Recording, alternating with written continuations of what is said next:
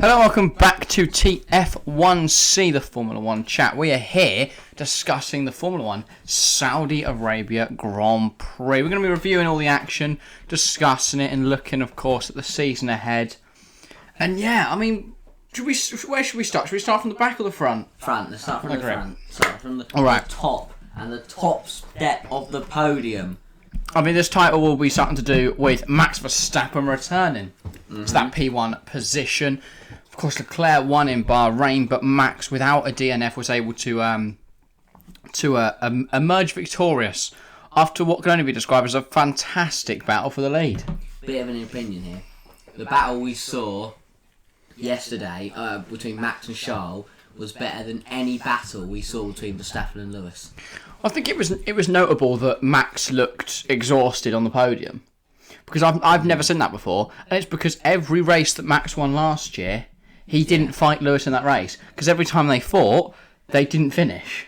Or, like for example, Brazil, Hamilton got through second time, done. Yeah, Max and Leclerc were just back and forth, back and forth, back and forth. And even the stupid moment, like they were very respectful throughout. Even the stupid moment when neither of them wanted to overtake. Yeah, no one crashed. They're both locked up at the final corner. Thing for me, which is the difference between Max and Lewis and Max and Charles. Max and Lewis never battled without either going wide or making contact. We saw at Saudi, they didn't bang tyres. They never touched. You know, I do think the new cars are a reason for that, though. Yeah. I do think they do have a part to play, but I also think, of course, the respect that Max and Charles have for each other. But obviously, Max and Lewis know that the other one is a fantastic driver, but there seems to be very limited respect from both parties. By the end of it, Max very much hated Lewis, and Lewis very much hated Max, and as much as they would never come out in the media and say that, it was quite evident, and neither of them. It almost became more about not letting the other one win than trying to win. Whereas this year, I mean, it might just be because it is so early in the season, but even Bahrain last year, we had Max going around the outside and just off track and having to give the position back. And then the second race was was it Imola? Yeah, where Lewis had to go over the curbs. Yeah, because Max put him onto the curbs, and that was that. And we haven't seen any of that in the first two races. Yeah. I'm just really excited because we've got a fantastic battle between two very quick teams and two very quick drivers. Not only is the Max Charles battle though brilliant, the Perez Sainz battle is as good. In my opinion, but they didn't really fight side by side. But we did have that moment at the safety car where the two of them got a little bit feisty because Perez, wanted to stay ahead, and almost put Sainz in a wall. What a lap on Saturday by Perez. Mental lap. Yeah, there was so much happening in the race, I completely forgot he took pole. And he just got so unlucky with that timing of the safety car. 11 seasons after his debut, number 11 Checo Perez took P1 for the first time. I think his pace, he would have gone on to win without the safety car. It was 2 seconds. Yeah, because he looked solid. Yeah, and as soon as some reason, the timing was wrong, comes out Red Bull had a mare. I don't understand where his pace went once he came out in fourth. He just wasn't as quick as he was when he was leading, but I guess that's probably something mentally.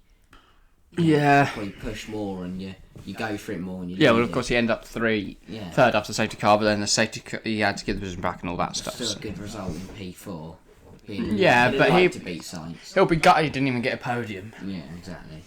But yeah, I mean, it did give us a brilliant battle for the lead. I think we're Max versus Charles. If we see this close racing and it doesn't get messy, I think they will come together at some point. Oh, definitely. But I think they'll both be respectful enough to deal with it like adults. For me, I think it'll be more of a racing incident. Whereas last season was very petulant. Yeah, and I do feel the Max and Lewis crashes, you could always name someone that was at fault. Apart from, I'd say Monza. Monza was 50-50. Yeah, but you look at... The thing is, it wasn't even crashes half the time. No. And Saudi as well, the DRS thing, you can argue it both ways. I just think they will both go, look, it's a racing incident, we'll move on to next week. Yeah, but if it wasn't a racing incident, then I think they'd be more likely to admit they're culpable. You're not going to see both teams on the radio trying to get the other team out of the with penalties and out of the race. Obviously, they're still contested, but Jonathan Wheatley was always shouting at Massey as soon as Lewis did something. I mean, the fact that Mercedes turned up with lawyers to the final event of the season is just ridiculous. At that point, just admit you lost. Ridiculous. It's just like, well, they went into it preparing for something stupid to happen. So not only were they then admitting that Max was, a bit reckless, they were also admitting that Lewis might try something and they needed to cover it up. Yeah. But yeah, odd. We didn't see any of that so far. We talked about the battle. We were just talking about Lewis Hamilton there. Think it'd be nice to move on. Nice little transition. Usually we do it in order of where they're performing. We thought Merck should be 5th, 6th-ish. I mean, Russell, good P5. But 7-time world champion Lewis Hamilton out in Q1 for the first time on pace since Brazil 2009. I mean, that does speak volumes about his legacy in Formula 1, how he's gone 13 years without being out in Q1 on pace. Even 5 years since he was out at all. A crash. Yeah. I was shocked. I was stunned. So I saw him, because they did their first lap in Q1 on mediums. He was low. I thought, okay, we think it's P14. I thought, okay, he'll speed up on the softs. He just didn't speed up on the softs at all. And, knocked out in P16. Terrible quali, and then he only managed to recover to P10 in the race thanks to Alonso and Ricciardo's reliability problems. Yeah, he definitely wouldn't have had any points. Not at all. I don't think he deserved points. He didn't really make many overtakes. No. And to be fair, he just benefited off not pitting off the safety car. I believe he got P5 again, didn't he? Yeah, P5. P5 again for Russell. Too strong. I think So he got P4. I think that is what Russell's going to do this season. I think many people were expecting Merck to be the quickest team, and we might see a Russell-Lewis come together. But I think Russell's just going to... I think he's going to have a fine first season. Because I think he will sit around P5 because... I don't see him pushing forwards is the problem. There's a big gap between the Ferraris and the Red Bull to the Ferrari. There's quite a large gap back, if you ask me. But even if he was P5 with 2 in front of him, that would mean and 2 of them crashed or suffered failures. I don't think he'd come through for the podium. I mean, 2 Red Bulls were out and he only came in P4. But then, to be fair, Lewis... I know Lewis was there, but still, if it happened in Saudi, he would have got the podium. You'd expect Russell to really go for Lewis, but he just seems to be very calm. He's kind of Bottasing at the moment, if I'm honest. I mean, we've only seen 2 races. But it's been promising to be and they've not really ever been on track close. Like Bahrain, yes, they were next to each other in positions at P5 and P6, but there was there was a big gap, and at the safety car it was all a mess with Verstappen and Perez retiring and all that kicking off. So. Russell's not going to lift off on a straight to make sure he doesn't overtake Lewis. No, but I do think if he was, I don't know, I just don't think he's going to be sending it down the inside of Lewis to try and get a podium place. No. Yeah. So, Lewis bad. If anything, I think Lewis would probably let him pass to try and get him his podium, because that's another thing he could be commemorated for. So we're like, what a nice guy. He let Russell take a P3. Saudi to forget, and will want to come back stronger in Melbourne. Next 2 teams that will want to come back stronger. Well, I don't know. Drivers. I think. Should we? I want to go Alpine next. Okay. We've just had a negative. Let's go back to a positive. I think Alpine could genuinely be the 4th. I think they're 4th quickest, maybe even 3rd. I think they'll give Mercedes a good challenge. I think the first race they were still dealing with a few technical issues, mechanical issues, and obviously we saw Alonso retire here. So I think, but if they can sort out their reliability, I think Alpine are clearly that 4th team. And I think they can give Mercedes a run for the money, especially if Lewis is a washed driver. Absolutely finished. That in the title of the video, yeah. Reasons why Lewis Hamilton is a finished driver. I think they ruined themselves by battling too hard between themselves. That was. I mean, it was a Several great moments. battle, but like, I'd hate to be the team principal sitting on the pit wall, because there were so many moments where I thought they're going to come together. they were battling like Max and Lewis at Saudi The amount of last times year. Ocon had to go off on the run off. You know, we had Ocon pushing, almost pushing Alonso into a wall, but there's not really much race control can do, because the Alpine aren't going to be sat there going, you need to penalise our driver for his move on our driver. Eventually, Alpine told Ocon to hold position, which then lost him position to Bottas. But to be fair, but then he got back. come the end of it, P6, I think he'll be very happy with that. And I do think if Alonso was in the race, Alonso would have got a point to finish as well. So good progress from Alpine, on the up, and so are McLaren, who are kind of in a similar situation. I disagree massively. I think McLaren I don't think they look quick at all. No, what I kind of mean is one driver got solid points, Yeah. and the other one had reliability issues. Yeah, as a team, they're not in the same place, but as a singular race, as a standalone event, they could be in some place. I think McLaren are in trouble, if I'm honest. Like, I know we said it last week, and people are like, oh, they're making progress, they're looking good. But in a race where 6 drivers retire, to not score points would be mental. Yeah. Well, one of their drivers was one of those 6. Yeah, I get that, but still... And Lando still got he raced to the line with Ocon, he still got P7. Yeah. I think McLaren will do that, though. I feel like they'll win the position this year, where they'll pick up the P10, 9s, 8, 7s, maybe a little bit higher, when the other drivers aren't there. Yeah, but I don't think we're going to see I think once they've sorted reliability out, McLaren won't really be in the challenge for points. Because I think if Bottas doesn't DNF, if Mick starts the race, if Tsunoda starts the race, that's 3 drivers there that I think would be in a better position. I know obviously Tsunoda qualified behind the McLarens, but I think he would have had stronger pace in the race, and he would have taken points. Ricardo, So that's, he was, Ricardo was ahead of Lando for the whole race before he retired. Yeah. And then Lando came through and ended up getting P7.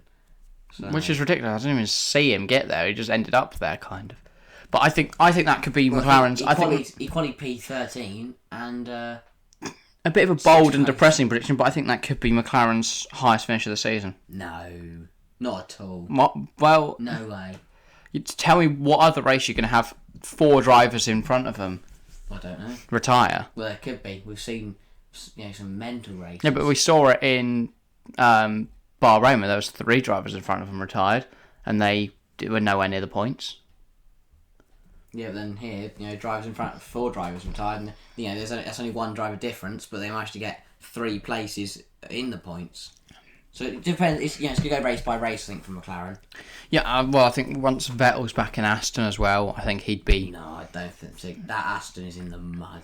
I think the McLaren's a more difficult car. No, McLaren... I think Hulkenberg's just not used to driving an F1 car, obviously. I still think Lando and Ricciardo are better than Vettel. I don't know. I really like Stroll, but he's not really done much. Yeah, I'm not doubting that Lando and Ricciardo are better than Stroll. He took out Vettel, but... not Vettel, but you know what I mean. Who? Stroll. Yeah, I mean, that was odd. Bit stupid. Both the Williams involved in incidents. Yeah, Aston. Where should we go next? Because we're kind of scattering at the moment. Let's focus in on something. Should we do Haas? Let's go Haas. It's a weird weekend for Haas. Yeah.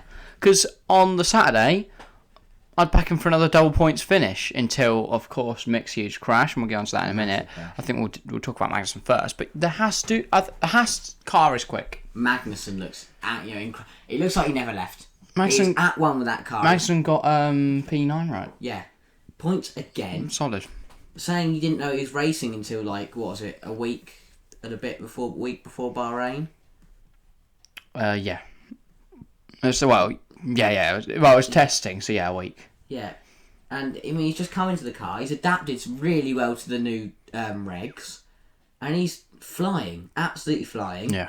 He beat a 7-time world champion. He must be. That means he must be the best driver in the world. And I really don't know where Haas are, because I do think Haas, Alpine, Mercedes, they seem close. Which, if you said that last year, you'd sound mental.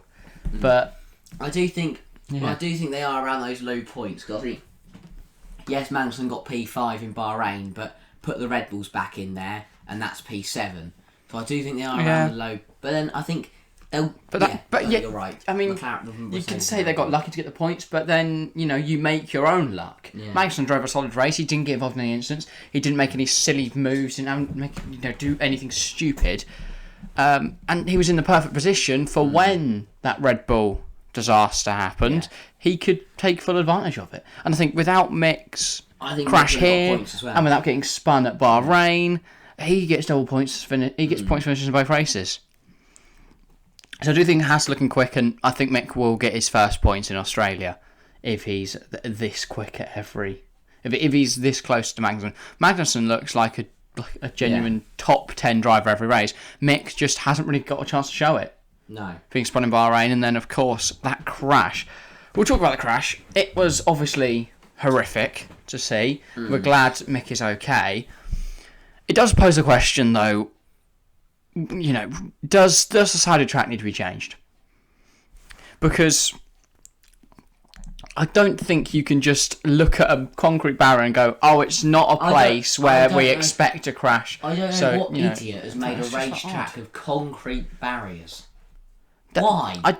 It makes absolutely the only reason the wall's there is to add this little bit of danger. But I think the track would still be as good if you put the Saudi track on Paul Ricard and say track limits are on. What do they just turn off at Paul Ricard? Do they? No, but look at Bahrain last year. They just went, I can't bother to look at track limits until, of course, Max went off. But if that's just a tyre barrier. That crash is, I think, obviously for Mick and for the car and for all the debris. That is a lot better because the car wouldn't have snapped into half. But I just can't understand why there's not more room between the track and the track and the. I don't know why that. And walls. Also, why is the curb so big? Yeah, they've literally tried to create a fast death roller coaster because. That it does add to the jeopardy, which some spectators will probably enjoy because they don't really care about the driver's safety. I get the whole fact mental. That the curb is meant to stop the drivers from going off track limits. Why don't you just whack a white line there, and if they extend, they extend. But at the moment, or put a sausage curb. Yeah. Mick went a little bit wide and he got thrown off into the... Probably not a sausage curb, to be fair. Yes, he's going to bounce... No. Rather than spinning, he's going to bounce up and down like he's porpoising and get flipped up in the air or something. But yeah. Yeah, I do think some track changes are needed. I know they made some to make it a little more safe. I don't see why that couldn't be a tyre wall. Or because they've got tyre wall barriers all everywhere else on the track. So why in that area is it concrete? Yeah, I to be honest, I think it's budget saving, and because it's easier. If you stick a concrete wall there, simple, bosh, done. If you, I know I did say that right. If you're sticking a tile wall there, it takes more time, effort, all that stuff. To be honest, I think it was cutting corners because they looked at it and went, "How's anyone going to crash there? If they did, it's not going to be at high speed." But all you've got to do is stick some people on the Saudi Arabia F1. Get them on the F1 game. Load up Saudi Arabia. Do 100 test runs and see what happens. Probably more than 100. Do 1,000, something like that. Because you would see those crashes. You would see stuff like that happen. I just don't.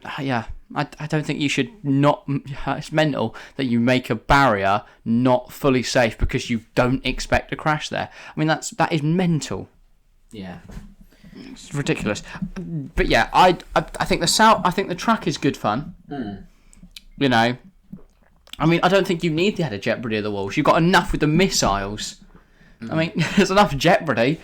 And without the walls, you're watching out, there could be a missile hit us. I do think that is, if I think about it, I do think that's the only, really dangerous part of the track.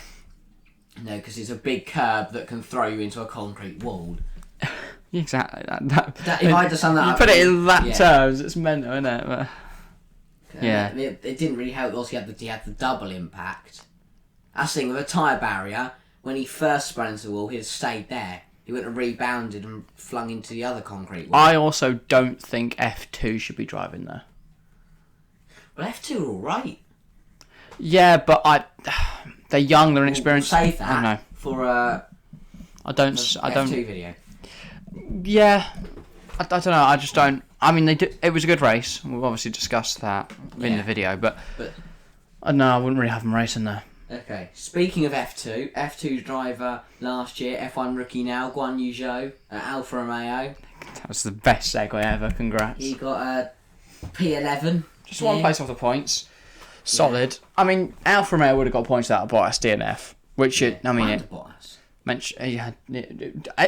I've seen everyone say that because it was the same time that Ricciardo and Alonso were both sat in the pit lane. Bottas retired at the same time, and everyone was just carnage. He just pulled up. Oh. Just went up an escape road, and yeah, that was that. Well, at least managed to get to an escape road. But yeah, I didn't actually realise he'd DNF. Also, that pit stop scene was ridiculous. Yeah, and then Alonso stuck in the pulls pit. into the pits. That was well smart from Haas. Yeah, to come in there just before, and Lewis missed it. Yeah, I mean, it would have been better if it was a safety car. Because we would have got the Haas thing. But to be fair, in the end, I was originally annoyed. I was like, we're not going to get a battle for the lead now. Max was like 2.4 off or something. But he brought that time deficit down, got involved, it was a fantastic battle for the lead and won it. But yeah, I think Alfa Romeo unlucky not to pick up any points. I do think Alfa Romeo are also in that Haas Alpine Mercedes battle. I think they're just off. I think they're just off. Well, I think Bottas can drag it up like he did in Bahrain, and to be fair, Zhou got P10 as well. But yeah, but again, it's the luck versus. And obviously you make your own luck and stuff, but still, without the Red Bull double DNF and without Gasly out, who make their own luck. I've just looked at the board and realised I've forgotten a whole team. Poor old AlphaTauri. I guess we touched on them briefly. Gasly. It's been such a poor 2 weeks for the Red Bull sister team. Obviously, Gasly on fire in Bahrain. Literally, unfortunately for him, it was metaphorically been brilliant for the team, but unfortunately, it's literally. And Yuki, he got like a 9th or something, didn't he? Yuki. I don't think he got points. He did. Okay, he got maybe 9. He's 8. Other way around. He was 8th, and it was 7-9. Other way around in Saudi though. Yuki couldn't start. His car stopped on the way to the grid, so that was really unfortunate. Because, to be fair, wasn't a good quali for him, but I think he could have battled through and got some positions. And then Gasly, I hope he's all right. We haven't heard much since his. He's all right, but that's good to hear. Radio message, obviously, in the last, he said for the last 5 laps he was in the worst pain of his life. But the fact that he soldiered on, got through it, and got the points. Hard to race an F1 car anyway. Shout out Pierre. That took some effort. So shows how much you can. He was 9th or 8th. That was me. That, wasn't it? I'd have pulled up and just said. Yeah. But he kept going. Yeah. Fair play to Pierre for that. And obviously he had to be helped out of the car by his mechanics in the end. But yeah. I hope he's all right. Now, should we move on to the bottom 2 teams then? Should we do them together because it's going to be the same conversation, really? Williams and Aston Martin are so slow. I think Aston will be a little bit more quick once you get Vettel back in that car. Maybe. I like Hülkenberg, but he's somewhat lacking in pace, and he's barely driven the cars. Mm-hmm. But yeah, we could have done with Vettel there because I think he'd have dealt with the whole missile thing on the Saturday night better, because there was the missile and on the Friday night the missile strikes happened at the Aramco factory nearby, and then all the F1 drivers were in like a meeting for 5 hours discussing it. But yeah, in the end it was George Russell who's the only GDPA director at the event because what's his face wasn't there, Vettel. So yeah. Anyway, back to Aston I do think Martin Vettel would. I do think maybe the event would have been called off. Yeah. If Vettel was there. Stroll and Latifi. Well, Stroll gave Albon a puncture, took him out. Latifi binned it in a wall. Yeah, I mean Albon finished though. No, sorry, I've got a bit. Why wasn't Latifi in the race? Latifi did crash. He brought out the safety car that ruined Perez's race because again he just loves crashing into walls to decide the race winner. Yes. Just bring out safety. Oh, to be fair, it wasn't the race winner in the end, but yeah. Where did he crash? Final corner. Oh yeah, he just binned it in the final corner. But I haven't even seen the crash. I just remember looking over and it's like, oh, Latifi's crashed again.